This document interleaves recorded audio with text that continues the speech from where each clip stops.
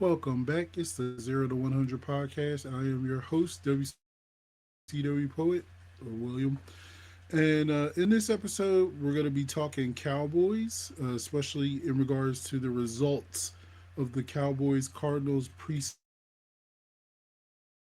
game number 2, where the Cowboys dominated and won 34-13. You didn't see any Caleb Downs. You didn't see any Malachi Lawrence. You did see Siobhan Ravel, who made a big play and got an interception and has continued with his strong camp. I didn't mention Siobhan Ravel last week when I was saying winners of the preseason game because he really only had like one impact play in the Seattle game, and uh, but he has had like a really strong camp from all the reports that have been coming out. But I didn't want to include him in that one. But Siobhan Ravel has definitely been making me feel a lot better about the cornerback room.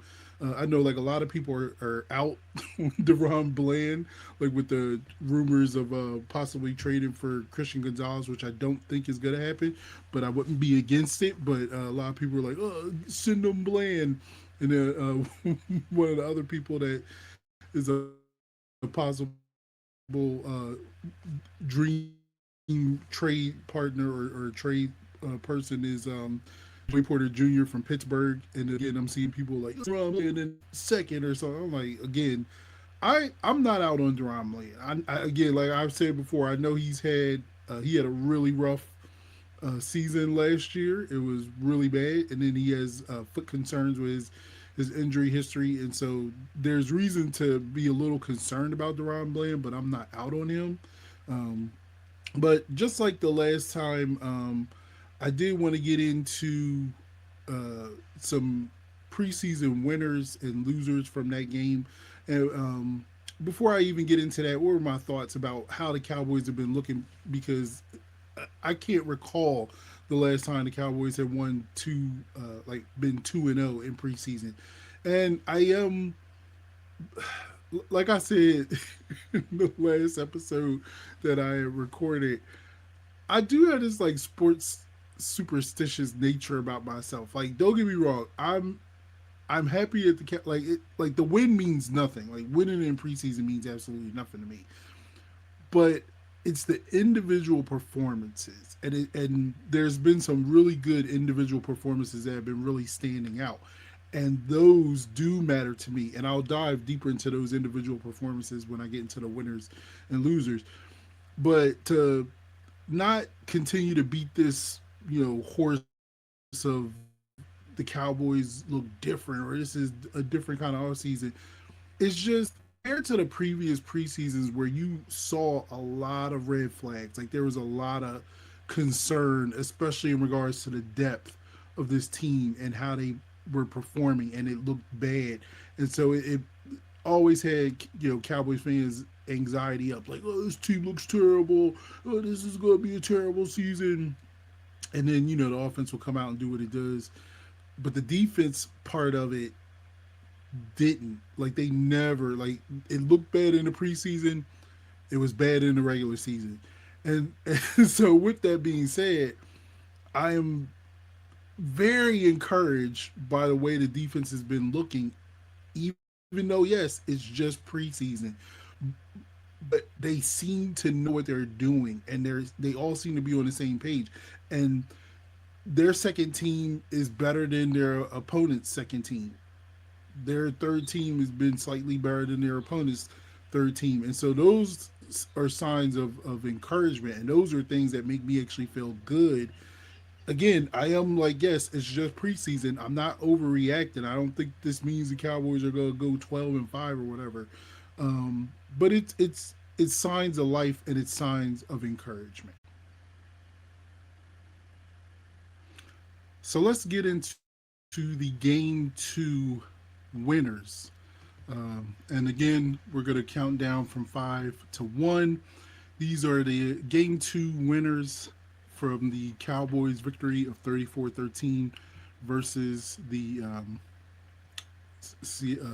versus the Arizona Cardinals, which, for whatever the reason, man, I do not comprehend or even understand how the Cardinals continue to beat the Cowboys in the regular season.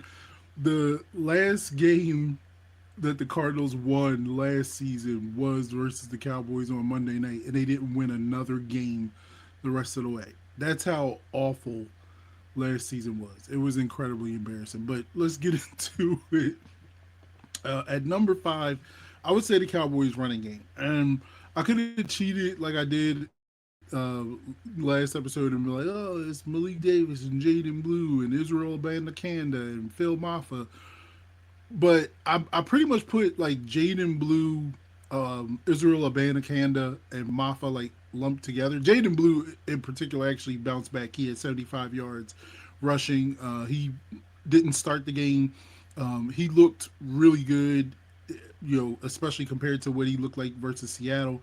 Um, he hadn't stepped up in regards to taking over the RB2 spot from what I've heard from all the reports coming out of camp. And I still don't think, even though he had a great game, that he's going to be the actually RB2. But I will say, like, one of the things that a lot of Cowboys content creators and other people have been saying is like, oh, I think that the Cowboys are going to try to add another running back because they just don't have the running back to behind Javonte Williams on this team.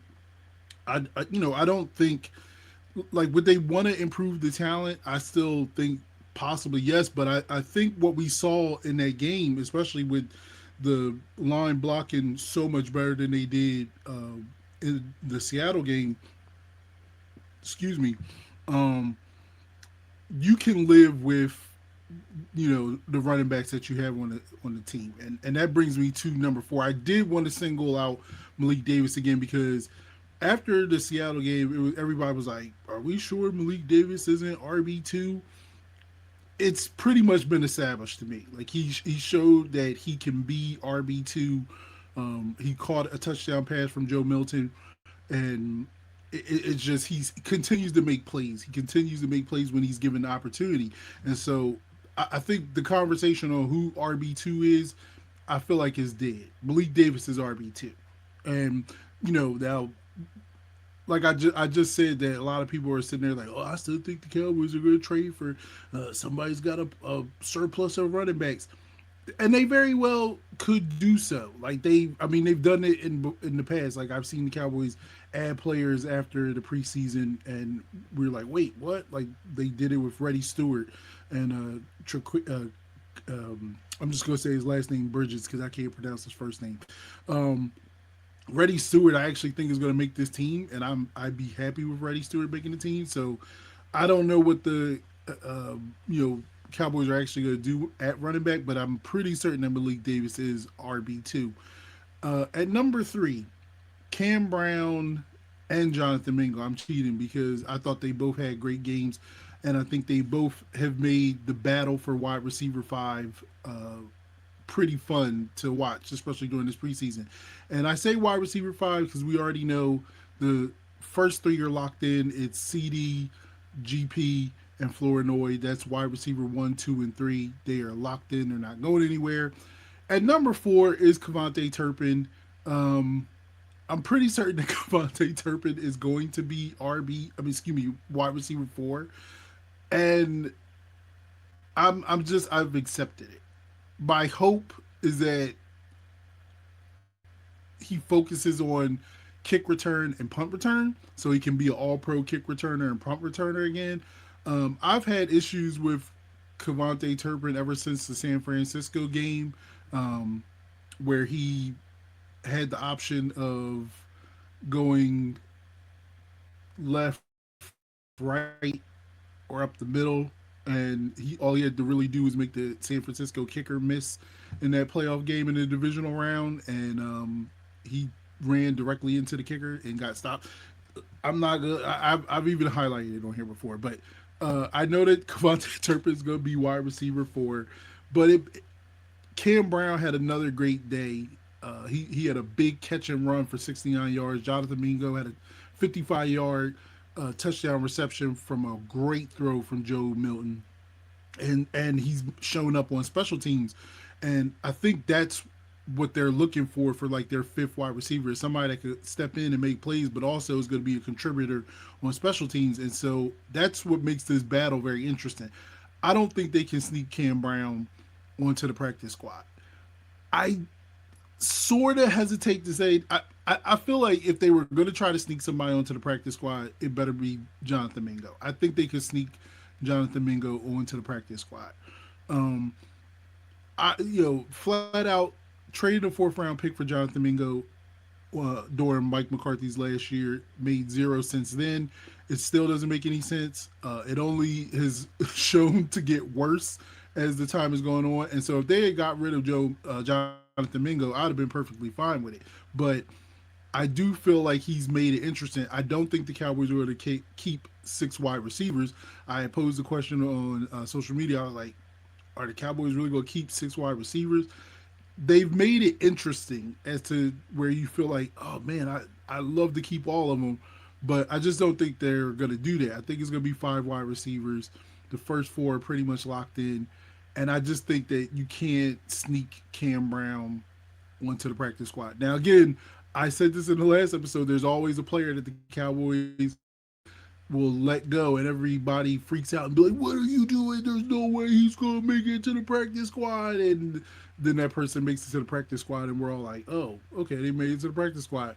Cam Brown, I just don't think is gonna be able to do it. So if the choice was Cam Brown or Mingo, I would go Cam Brown because I do think you could probably sneak Mingo on there. But then again, who knows? Um, at number two would be linebacker Jayshon Barham. Now, Jayshon Barham has been getting rave reviews all off season, like mini camp, OTAs, training camp before he got hurt and missed the Rams joint practice and the Seattle preseason game. But he made his debut and he literally leaped off the screen. Like there's a great Joe Hoyt, or actually I think it's either Joe Hoyt or Marcus Mosier have a package of all of Jayshon Barham's plays. It's not hard to find. If you look on Twitter, you can find it, and it's like every single one of Jayshon Barham's plays. He didn't play the whole game, but when he was out there, you noticed him. Like 55 jumped off the screen. He was impactful. He had 5 tackles total, 1 tackle for a loss. I believe 2 quarterback pressures. It's funny. Like I've had a little bit of issue with Jayshon Barn where I'm like, people need to pump the brakes a little bit because I am a big DeMarvion Overshown fan. I do think he needs to stay healthy, and I think the questions of is he, when I heard that Demo was going to be playing the mic, I definitely had like my ears perked up, like, what? Like Demo playing the mic? Okay, is a little concerning because he hasn't stayed healthy, and he's getting that rep of Sean Lee, like where it's like he looks great when he's out there. Although I will say last year when he came back from the injury, he didn't look like himself. Like he didn't look like that explosive player that jumped off the screen when he played his second year because he didn't play his rookie year because he was injured. So um, I get where people are like Jay Sean Barnes. Like I was taking a lot of issue with like Watch Lombardi and Brian Broaddus on the Doing All Right podcast because I swear it's like it's two things that I feel like they be going hard on, and for Broaddus it's like wanting to trade Pickens, and for both of them it's wanting to replace Demo at the mic with Jay Sean Barham. I get it. I'm gonna say that I get it because Barham looked like a dude. He really does look like a dude. And I have heard, and that there has been good reports coming out of camp for Demo. Like there has like it hasn't been where like Demo has looked bad or anything. Like they're not raving about him the way that they've been raving about Barham, but I'm not. I still think Demo is going to come back and show people why he, everybody was in love with him those first couple of seasons when he was actually healthy. So, but it's a good problem to have. Like it's a really good problem to have, and especially because this is the last year Demo, on his contract, and his agent is David Mulugeta, who is also George Pickens' agent and was also Micah Parsons' agent. And so I don't, until the Cowboys actually get a deal done with David Mulugeta, Um, I guess you know it's good to have some insurance, and Jay Sean Barn really leaped off of the leaped leaped off of the screen in regards to how he was playing, and it just I mean the thing that got me or that excited me about Jay Sean Barn during the draft process, I remember we even talked about it when we were putting together our mock draft, and Jay Sean Barn was one of the people I picked in the mocks, and the thing that sold me on him was Vash Lombardi's description of him, where Vach said that he was the way that he looked at him was a poor man's it was a Arvell Reese. Watch described Jay Sean Barham as a poor man's Arvell Reese. And that was, that immediately had me perking like, whoa, wait, what? What? And, you know, the knock on Barham coming out, and the reason why people were like, well, why did he fall to the third? Why was he a third round pick? Why wasn't he picked in the second round or the first round? And I think, like Brian Broaddus had pointed out, is that teams didn't know where to play him because his tape at Michigan as a pass rusher was just okay. Like it wasn't like anything that jumped off of the the screen for you in regards to him as a pass rusher. But um, when Vach and them were breaking him down, and other I've heard not just Vach Lombardi, but other people that have been breaking down film said they looked at him when he played off-ball linebacker at University of Maryland, and they thought he jumped off of the screen in that regard. Like he looked really good as an off-ball linebacker, and they thought maybe the Cowboys can play him at off-ball linebacker, and so I get it. Like seeing the way he played in that game, it gets you definitely excited about the potential and what could be. So number one, of course, I will say is Joe Milton. Like last time he followed it up with he had a really good game in Seattle, and I put him on the same bar as Sam Howell. I thought they had both had really good games. He got the start in this game, and he was really good. Like um, he had a completion percentage of 69.2% of his passes for 179 yards. He threw two touchdown passes. One was a short dump off to Malik Davis. The other one was a beautiful 55-yard bomb to Jonathan Mingo, which was crazy because Nick Harris had tweeted that was Jonathan Mingo's first touchdown ever. Like, first touchdown, regular season, preseason, period. It was the first time he ever scored a touchdown, which I thought was nuts. But also kind of shows the kind of career that Jonathan Mingo has had. But he had no interceptions. He even also ran in for a score from the 1 yard line. It was a quarterback sneak, and so it's he had a really good day, and he definitely pretty much just said, "Hey, I'm quarterback too." Like that's flat out. He went up there and snatched quarterback two from yeah. He pretty much snatched quarterback two from Sam Howell. Um, so yeah, I the thing about Joe Milton is, and that everybody has said, is that he has the arm talent. Like you see it, the dude has a cannon. He can throw it. You know, he can throw bombs. His accuracy has always been an issue, and touch. Like he has not been able to display that he could throw with touch. Like he could rocket the ball, but nobody thought or would say that he had that type of touch. And he was he showed it in the Seattle game, and he really showed it in that Arizona game that he had touch. Now, knock on wood, I would love it for Dak Prescott to make it through the entire season. I just please let Dak make it through the entire season, because if he does go down for any significant amount of time, you are gonna feel like, okay, let's talk draft, because it's a wrap. So I'm not sitting here like thinking that Joe Milton could step in, but if Cooper Rush could go 4-1, but now granted the defense was much better during that period, which always drove me crazy when people was like, "Oh, you see what Cooper Rush is doing?" Like Cooper Rush isn't doing anything. It's the defense that was literally winning those games. They held opponents to under 20 points. That's when we actually had a decent defense.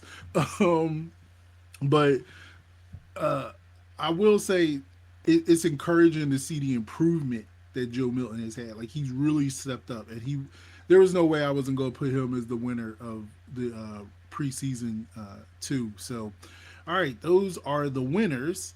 Let's get into who are the actual losers of the preseason game? Preseason game number two, and like I said, this is it was actually really tough in regards to say who was the losers when they dominated the game the way that they did. It was just it nobody actually looked really bad. Like there was some people in the Seattle game that clearly looked bad, like Kalen Carson, Trayshawn Holding. Those are easy to point out. The offensive line, it was easy to point out. Um, it was a lot more difficult for me to come up with who the losers were in regards to preseason game two. But let's do it. I only have four this time. So at number four, it was special teams. Now I would like I'm prefacing it. I'm saying it this way: the special teams was markedly better than it was in the Seattle game. So again, it's like there was improvement, but it was still very noticeable to me that the field position, like the return game, wasn't great. Now, granted, again, it wasn't Cavante Turpin out there, but it looked pretty much the same way it's always been. The coverage, I don't think, was overly like it wasn't well done, and you saw that the Cardinals were getting the ball at well past the 30, and so special teams again, it's it is what it is. Like it is what it is. At number three, I again the offensive line. It looked better, especially in run blocking, than it did versus Seattle. But some of the pass blocking from some of the players you were seeing, like, whoa, okay, that's rough. Ooh, that doesn't look good. It's there's still no depth. Like we have to pray that the offensive line, the starting off of offensive line, stays healthy, and that's not even getting into the issues where with Steele at right tackle, um, because yeah, I'm very concerned about right tackle, especially with the reports the way that they've been coming out, and Schottenheimer tried to shake things up and was giving Nate Thomas some first team reps at right tackle this past week. Nate Thomas really hasn't done anything to make you feel confident. Like it really only feels like the Cowboys only have one true backup offensive lineman, and that's Bass. Like Bass is the only one that makes you feel good, and he's a guard. So,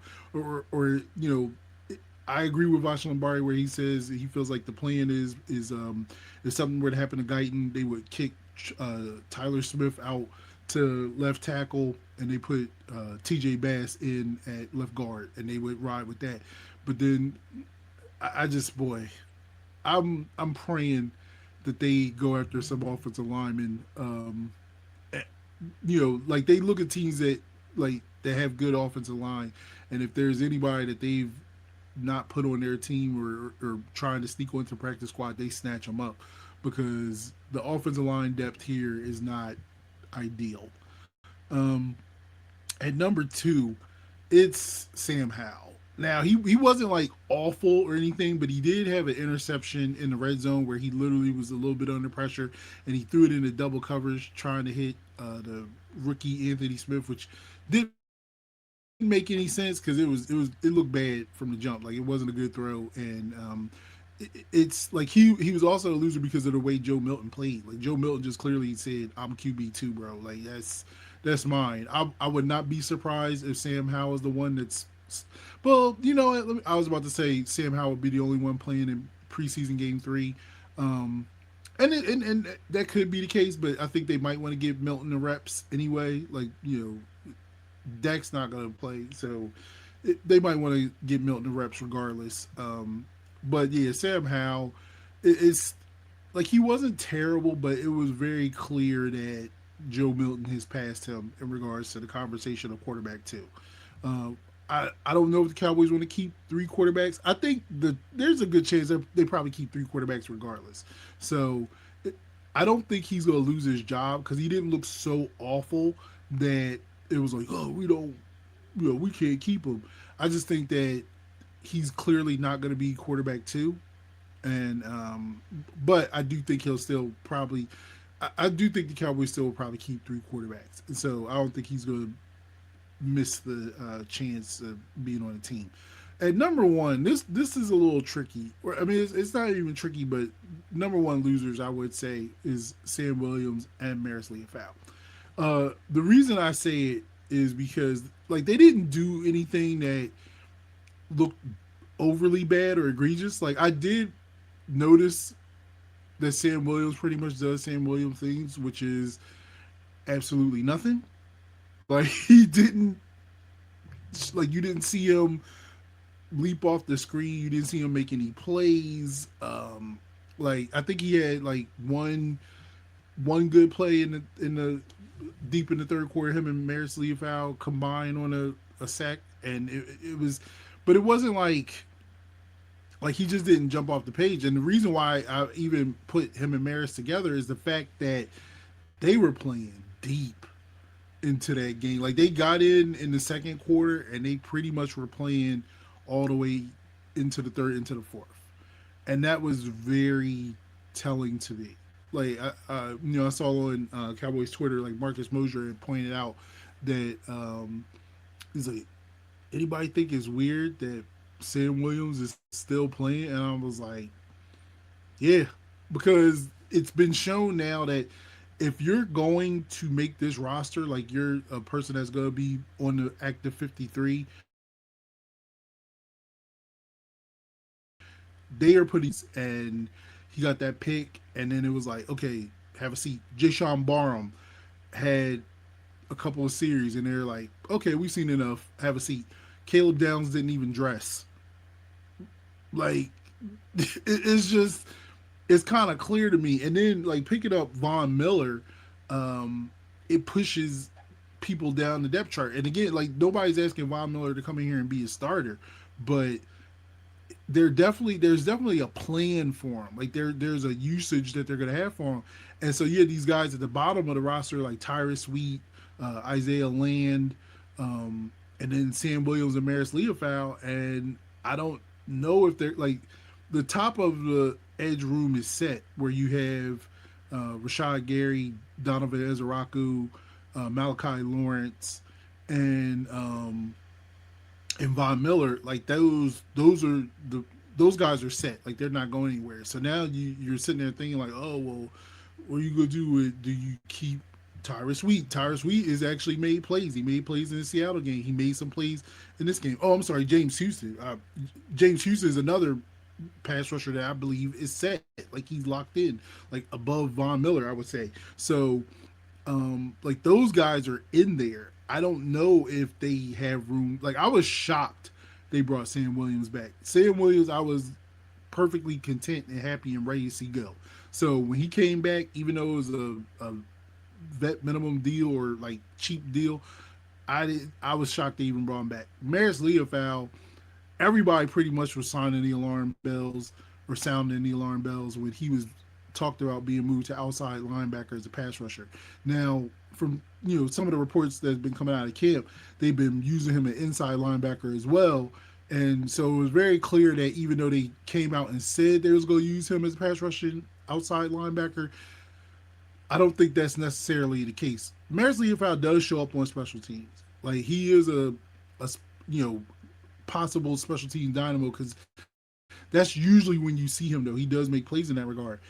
It's just I don't know if that is going to warrant to keeping him around. And it was just the fact of seeing them play so deep into that game that made me go, ooh, I don't know. Don't know if these guys are going to make the team. Um, so there you have it. Those are the winners and the losers from the Cowboys preseason game 2. And it's there's definitely been like this buzz of excitement amongst Cowboys fans that everybody's trying to temper it. Everybody's trying to be like, oh, let's pump the brakes, let's slow down a little bit, especially in regards to getting overly excited because it's just preseason. But it just looks better. Like it actually seeing actual defense when for the last 2 seasons you've seen like some of the most putrid defense you've ever seen in the history of this franchise. it is encouraging to see anything positive on that side of the ball. And so it is what it is. Like we can, you can't sit out there and go, oh well, because the reality is, if they look like crap, everybody would be freaking out and running around like, oh my god, they look terrible. This is, oh god, this is what happens when you don't invest in this. And so, you can't have it one way. You're freaking out and saying they suck, and then when they look decent, be like, oh, well, it doesn't mean anything. It's just preseason. It is what it is. Like they can only play who's out there. Their depth is looking better than the other teams that they've played. That will it translate to the regular season? Hopefully so, but we'll see. That's going to do it for this segment of the episode. I will be back where I will be bringing back the segment of what have I been watching, where I'm going to be talking about Lanterns. Episode 2 of Lanterns comes out tonight. Um, I enjoyed the first episode. I'll go into more detail and spoilery details in regards to that in the next segment that I'll post, as well as I want to talk about House of the Dragon. Since season 3 had concluded a couple of weeks ago, and I watched it in its entirety. I actually watched the first 3 episodes, like I was going episode by episode, and then when I got the 3, I was like, you know what, I'm just gonna let it stack a little bit. And so when the season finale came, I watched from episode 4 all the way to the finale, episode 8, and I was very glad that happy that I did that, and I'll explain why in the next segment. So yeah, thanks for tuning in. And once again, this would be different from the audio form that's going to be out, but you can always email the show. I'll try to remember to post this stuff because sometimes I don't. But you can always email the show. Let me know what you think at 0 to 100pod at gmail.com. Again, that's 0, TO 100 POD at gmail.com. And make sure you follow me on all the socials at WCW Poet. It is what it is. We out.